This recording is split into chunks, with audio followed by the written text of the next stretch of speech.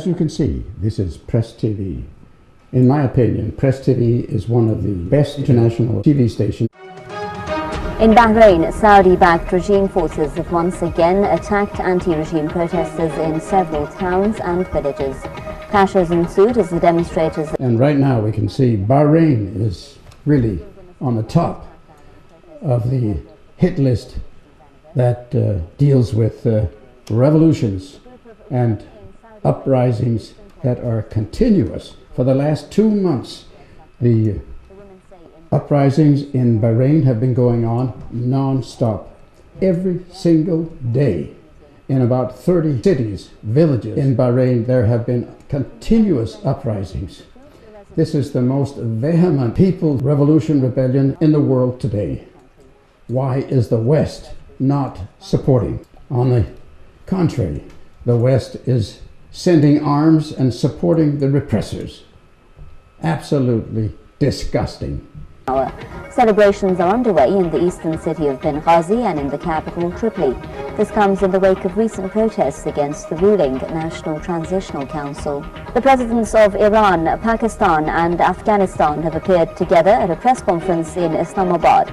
Iran's President Mahmoud Ahmadinejad accused the Western powers of meddling in regional affairs. Yeah, in my opinion, they are meddling absolutely beyond anything that they should be allowed to do. Turkey has reiterated it will not follow the EU and the US sanctions on Iran's oil. Press TV, go to it, check it out. It's among many stations, it is the best when it comes to covering people's uprisings and their struggle against repression and suppression, at least quantitatively. Nobody is perfect. Press TV is good. Hello, welcome to Press TV News Analysis. I'm Kavita Ghai. Western diplomats have often accused Iran of using offers of dialogue as a stalling tactic, while Iran pressed ahead with enriching uranium. Well, the West is pretty much against Iran, charging them, demonizing them for everything, so why not also stalling? Iran's president has promised new nuclear projects, including a fourth generation of domestically made uranium enrichment centrifuges, showcasing Iran's abilities to have mastered the nuclear fuel cycle. In this news analysis, we will examine how Iran was able to do this through Western-imposed sanctions and whether this would change the West's approach towards the friendly nation of Iran. Does the U.S. use pressures and threats? In my opinion, they are a friendly nation because there is no evidence that they are attacking or killing. President Mahmoud Ahmadinejad overseeing loading of fuel assemblies for 20% enriched uranium into Iran's research reactor. You can go to Press TV and see any of their programs. This is the ongoing news analysis, the thing that's just running automatically 24 hours a day, 7 days a week. So you can check in this anytime. But beyond that, right on this front page, I don't know if you can see it, but there's a place called Programs. I can maybe just zoom in here a little bit. At the top to the left, right in the left-hand corner at the top, you can see something called Programs. You can go in there and get into their archives and pick up anything that you would like to see that has previously been on Press TV. So please do that. I'm sure you will not regret it. Maybe you also heard about this guy called George Galloway, a Scotsman who has even been in the Parliament, the British Parliament, served quite a few years. Anyway, he's on Press TV now, and you can follow his program. He has two programs, one called Comment and another one called The Real Deal. Every week, in all, an hour and a half per week with George Galloway. Check it out. You can go on to the this homepage. You can go right on. You can there's even a schedule for all the programs right here on the front page that you can check out, and see, find out when it is in what time it is in your local area. So you can do all that on the front page. Check it out. It's great. It seems foreign pressures have been ineffective to undermine Iran's resolve to go ahead with its peaceful nuclear program. And it is peaceful. That's my conviction. Tehran, Mohammad Marandi joins us from Beirut. We have a professor at the Emeritus University of Minnesota, James Fetzer, joining us from Madison, Wisconsin. And Middle East expert Jafar Hadi Hassan joins us from London. Gentlemen, welcome. Professor Marandi, first to you. Iran, by all means, through what was unveiled today, has mastered the nuclear fuel cycle. And this has come, obviously, despite the growing U.S.-led sanctions and threats. Tell us how... To me, quite a great achievement. I am personally not a supporter of nuclear energy, not even nuclear peace energy. But I'm also against discrimination against nations. I mean, there must be a single standard of a non-discrimination between countries as well as between individuals in the world.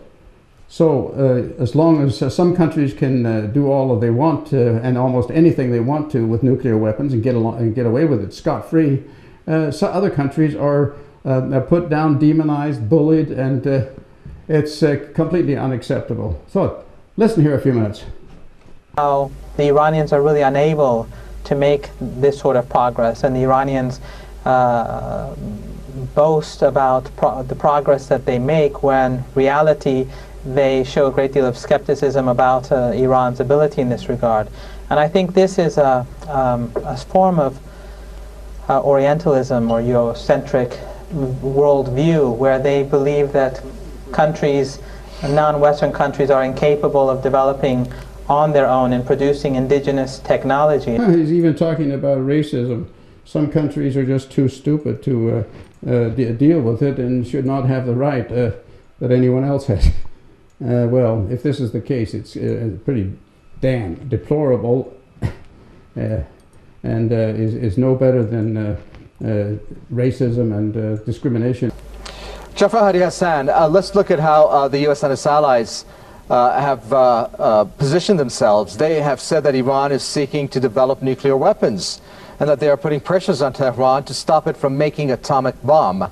Tehran has said the reason for the U.S.-led sanctions and threats is that it refuses to be in the sphere of Washington's foreign policy. How do you see the reason behind the anti-Iran pressures? Well, unfortunately, I am worried that the scenario of Iraq will be implemented against Iran. Oh, God forbid, not Iraq, Iraq once more. And there were inspectors coming and going from the nuclear agency. And of course, they did not discover anything at all. And now we have the same thing. Now the West and America in particular, they are putting this pressure on Iran, although the inspectors are coming. Iran itself invited the agency to come, and they had discussion last month, and it is coming probably in a week's time, the representative. But to be honest with you, Iran is worried that some of these inspectors might be spies, and they are getting the information and passed it to the... Somehow there's something that could confirm his charge that there are spies or such instances of persons among the inspectors. One question that has been asked, pertinent question that has been asked, is why, when the report from the IAEA was publicized about a half a year ago, about where there were insinuations that Iran was actually producing weapons. Why, in this report, which was negative, but without any evidence whatsoever, nevertheless, why did they openly publicize the names of the nuclear scientists that not too long afterwards were actually assassinated? Now, this is there has to be an explanation for this, because otherwise this agency itself is under extreme suspicion. Turning up both by the United States and Israel. Well, these hysterical anti-Iran attacks coming from Israeli politicians have no basis in fact. Iran has allowed inspectors in. American intelligence agencies have concluded they aren't developing a nuclear weapon.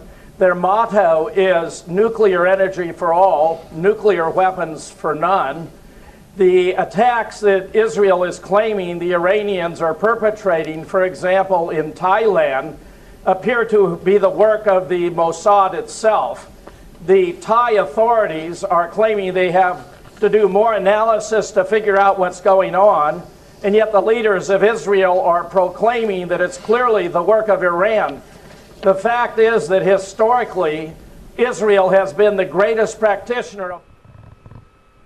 A few people in the world can deny what he is saying here and what he is suggesting.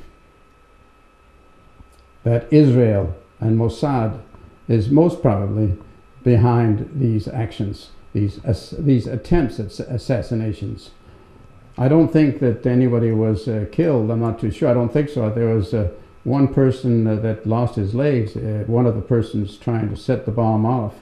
But other than that, anyway, it was in India and it was in Georgia and Thailand that there were these bombings. Attacked its own Jewish community center in order to undermine Argentine support and cooperation for the peaceful development of nuclear weapons. When you read the fine print, you discover that Iran has introduced a 20% increase in enrichment, which is enough to power the medical research facility, but not to develop nuclear weapons. And at the same time, Iran, Professor Marandi, has left the door open to the IAEA. The positive trip recently made by the senior UN nuclear inspectors is an example. Another trip is in the works, from what I believe. And not to mention the P5+1 talks to be held in Turkey. I mean, this is Iran's dual-track approach, but why is the West, in terms of their approach, always using as one track the threat of wars?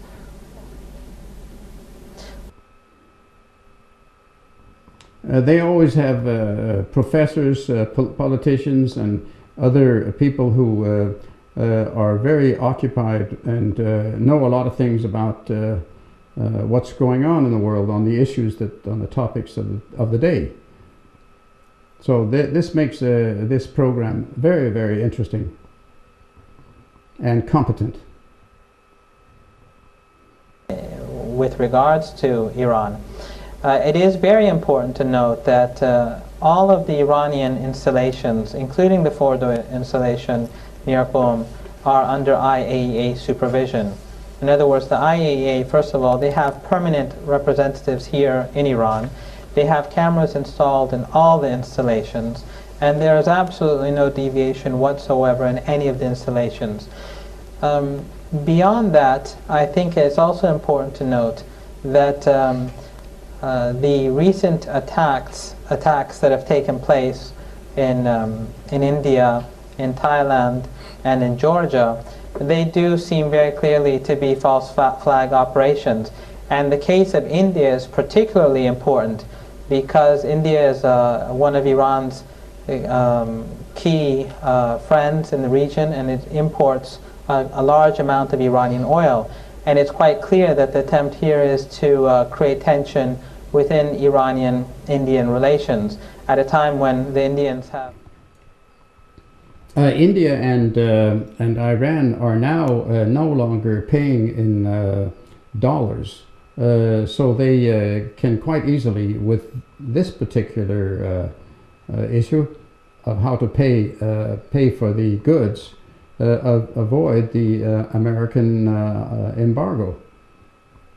They are paying in gold and rupees for the oil. They impose an embargo on the ordinary Iranian population to make ordinary people suffer.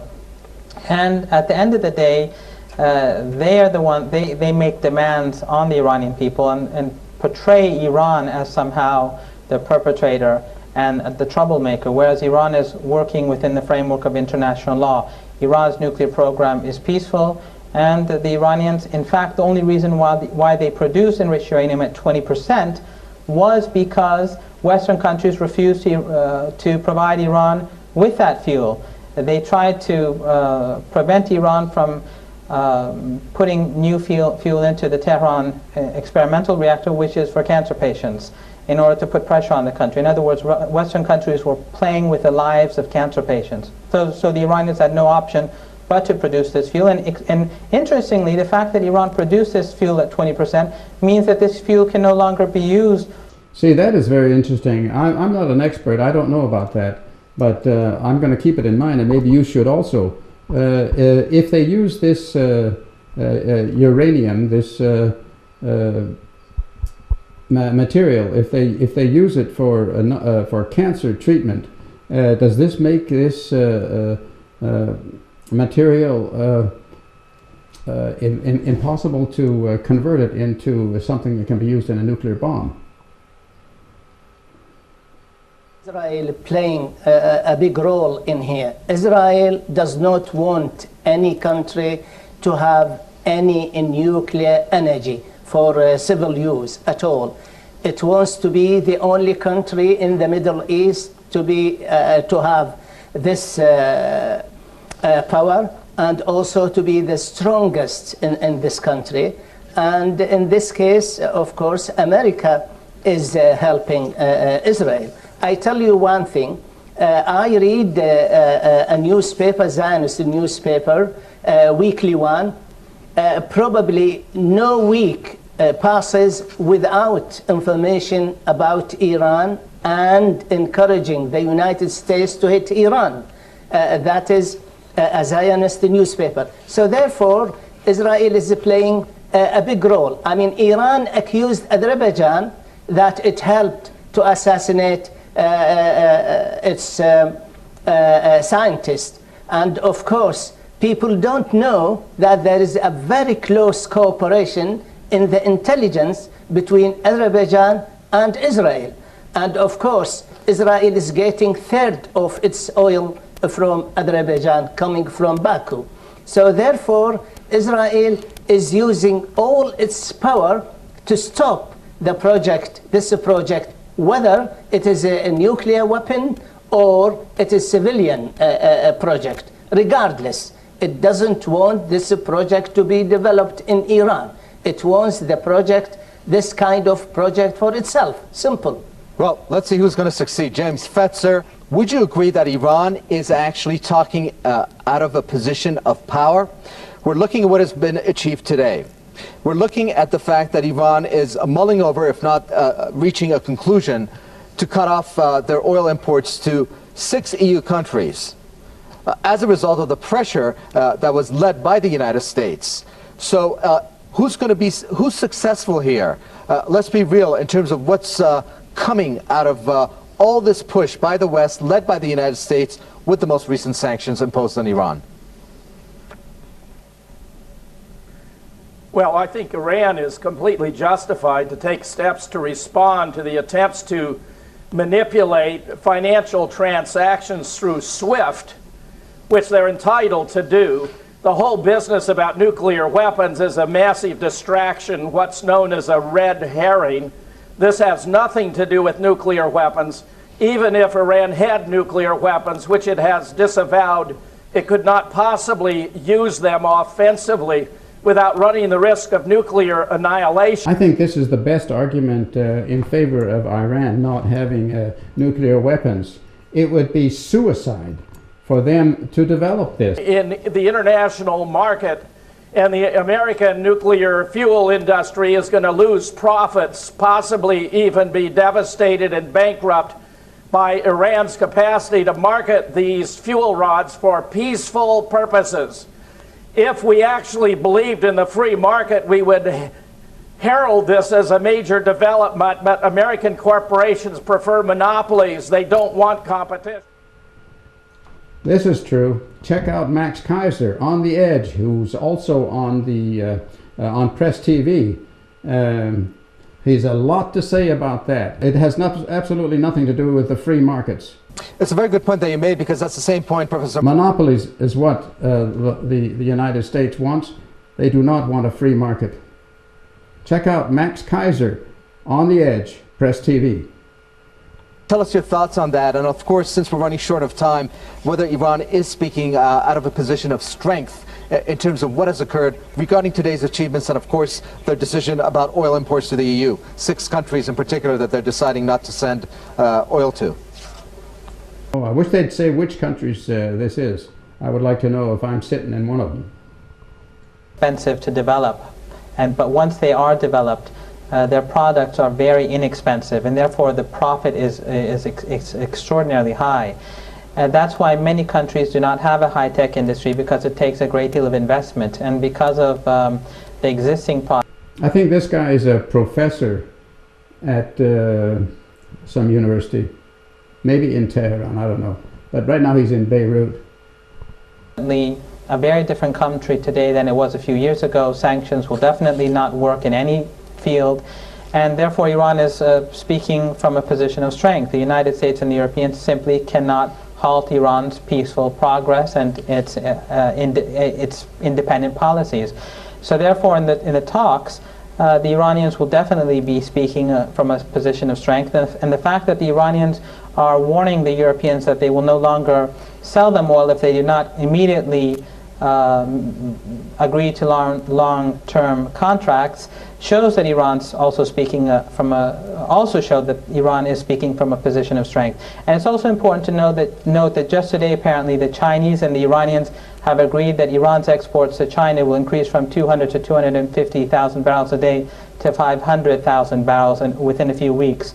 So it seems that Western countries are rapidly losing their global influence, and they will have to face a new reality, and that is that they no longer have the hegemonic power that they did. Thank God for that. No more hegemony, Western hegemony, no more any kind of hegemony. It's now a multiple number of nations around the world that are opposing one country in particular, total domination of the globe.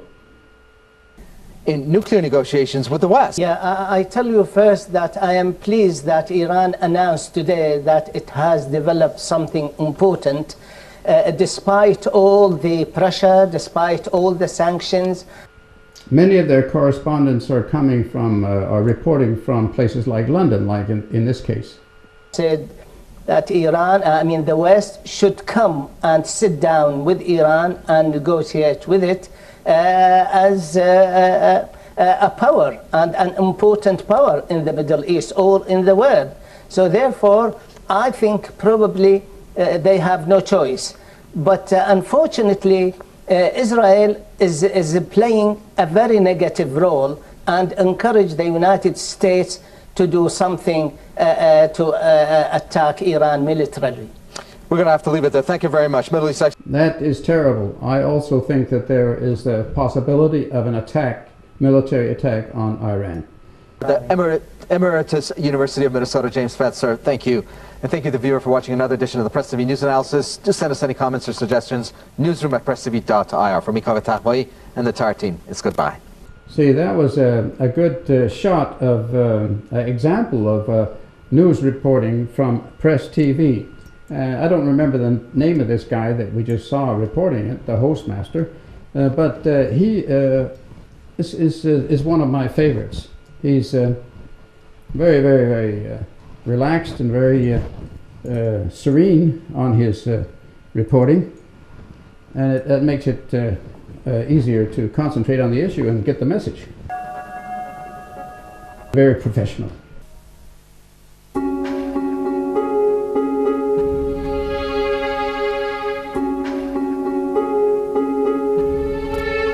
Mass media, for example, tabloid news. And then here we, between the reportings, there are trailers and spots like this, giving you a little bit information as to what else there is being broadcast on Press TV. The government's priorities are definitely guns. Quite helpful, in my opinion. I like it. And they are so cosmopolitan. There is absolutely nothing sectarian or provincial about Press TV. It is cosmopolitan. It is universal. I love Press TV. All the countries in the world, all the peoples of the world, just like myself, I think, should appreciate there being room for all. I mean, every issue has two sides, at least. And that's why there must be room for Press TV in all communications around the world, so that people can choose and see what they like to see. If they don't like it, turn it off, see something else. But they should have the possibility of checking it out. Whatever news you want. We don't want censorship on the internet. We don't want censorship on anything. We want freedom of expression, freedom of choice. Okay, here's okay, they have the headlines every half hour, sometimes every 15 minutes. Let's just listen a couple seconds. Iran, Afghanistan and Pakistan say they will stand united in the face of regional and global challenges. Today, unfortunately, we are witnessing open interference in our regional affairs through military means. Oil prices continue to rise after Tehran says it will cut its oil sales to 6 EU states in response to their anti-Iran embargo. Nothing. And I can't get no answers. Why does that happen? And in the United States, the parents of a black teenager killed by the police speak out against the brutality. This has been going on for a while now with the police brutality towards most of the black kids in that neighborhood.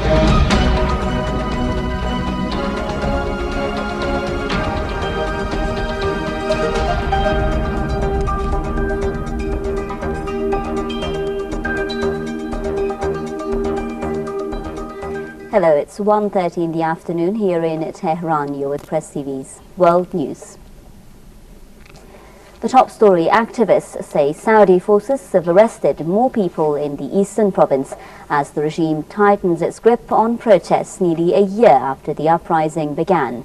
Saudi forces are said to have patrolled the streets in Safwa, north of Ratif, and abducted young men at random. Also in Safwa, activists and protesters are planning a march later on Friday to mark the first anniversary of their uprising.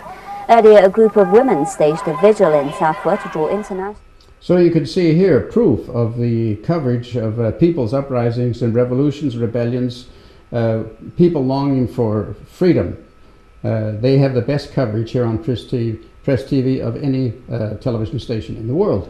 Meanwhile, in neighbouring Bahrain, Saudi-backed regime forces have once again attacked demonstrators. For 2 months, these people have every day in at least 30 cities around the country been protesting, demonstrating. They are relentless and should be loved and praised for and admired for their great courage. Pictures of those killed in the protests. They clashed with regime forces at some points and police fired tear gas to disperse the crowds. The regime intensified the presence of its forces across the kingdom ahead of the anniversary of the Bahraini Revolution on the 14th of February. Despite protests from numerous member states, the UN General Assembly has passed a non-binding resolution condemning Syria's government. Press TV's UN correspondent Hank Flynn is in New York with more. The UN General Assembly came to order on Thursday with the express intent of holding a vote on a draft resolution that would condemn Syria's Assad government for human rights abuses. Before the vote, however, Syrian Ambassador Bashar Jafari called for Syria to be left alone to work out its own problems. He blasted member states such as Qatar, which according to many reports is funneling arms and money to Syrian opposition forces. We would like to confirm that any biased, unobjective resolution would only send the wrong message to all these extremists and terrorists, a message that their violence and deliberate sabotage receives the support of the member states of the United Nations and their encouragement. Venezuela and North Korea objected as well, voicing concern that the UN is dabbling in regime change and giving Libya as an example. The board was lit, however, and the vote taken. And so, with the vote on the record and in the books, the Iranian ambassador and delegates from other member states stepped forward to condemn the decision. In the case of Syria, any attempt to interfere in the Syrian internal affairs would only lead to deepening of political and social crisis, with all its ramifications to the region as a whole. Our goal, therefore, should be focused on a process that leads to a strengthening national unity, ensuring public order, national security, stability and prosperity for Syrian people. Russia and China, which vetoed the Syrian draft in the Security Council, also explained their votes against the resolution in the General Assembly. Russia had suggested amendments to the draft that would have put responsibility on the Syrian opposition and not just the Assad government, but they were rejected. The Russian Federation proposed some amendments to the draft resolution. The essence of these amendments would lead to a non-confrontational and logical call for all the opposition forces to distance themselves from all the armed groups that have committed acts of violence.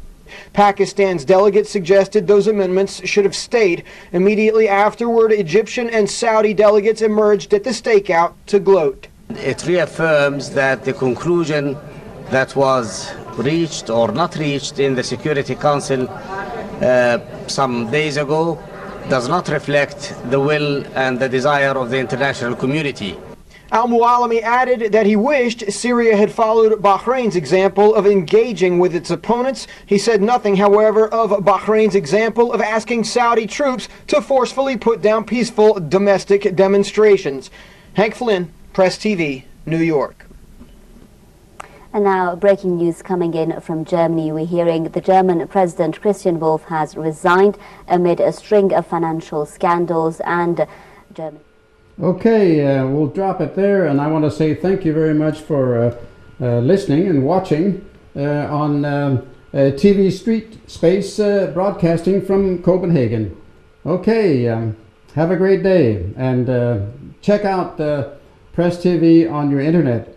One of the best ways to do it is to go into Google and just write Press TV, and then click on the link that says Press TV Live, and you can go in on that. That's one choice where you get the videos themselves with a very good quality and good choices, and exclusively video links. If you go in to Google one of the other links, just above this one of Press TV Live, you can see it just says Press TV, and that is its home page. You can also go in there and get a broader picture of things.